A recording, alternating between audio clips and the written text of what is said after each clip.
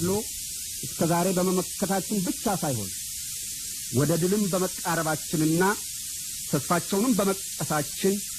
ለሰሜኑ የሀገራችን ክፍል የምንሰጠውን ትኩረትና ያከማቸነውን ታጋይ ሰራዊት ቀንሰን ወያኔው ጦርነት ወደ ጫረባቸው ግንባሮች እንድናዞርና ለገንጣዮች አመቺ ሁኔታ እንዲፈጠር ኃይላችንን በልዩ ልዩ የሀገሪቱ ማዕዘናት በመወጠር በተለይ ባለፉት 2 እና 3 ዓመታት ወያኔው በፈጠረላቸው አመቺ ሁኔታ ተጠቅመው ራሱን ሻዕቢያ ብሎ የሚጠራው ቅጥረኛ ለአያሌ ዓመታት ሲያደባ የኖረበትን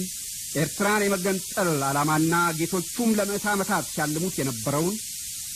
ቀይ ባህርን በቁጥጥራቸው ስር የመዋል ዓላማ በአሁኑ ጊዜ በኃይል ተግባራዊ ለማድረግ በመጣደፍ ላይ ናቸው። በሚል ልዩነት ከተከፋፈለ በኋላ ጦርነት የሚለው ክፍል ለጊዜው በማየሉ ጦርነቱ ተጀምሯል። ይህ ጦርነት ከስትራቴጂካዊ ጠቃሚነቱ አንጻር የታየ የመጀመሪያ ግቡ ምጽዋ ይሁን እንጂ በብዙ ኃይሎች የተቀናጀና የተቀነባበረ በሁሉም ግንባር እንደሚቀጥል ይገመታል። ምናልባትም አሁን ባለው ሁኔታ ደግሞ ጦርነቱ በእኛና ሻዕቢያ ነኝ በሚለው ቡድን መካከል ወሳኝ ጦርነት ሊሆን ስለሚችል ይህ ጦርነት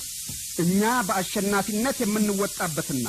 ሴራውን በማክሸፍ እነሱ በለኮሱት ወታደራዊ ትግል ወሳኙን ድል የምንቀዳጅበት ወይ የክልሉን ችግር በሰላም መንገድ ለመፍታት ይገመታል።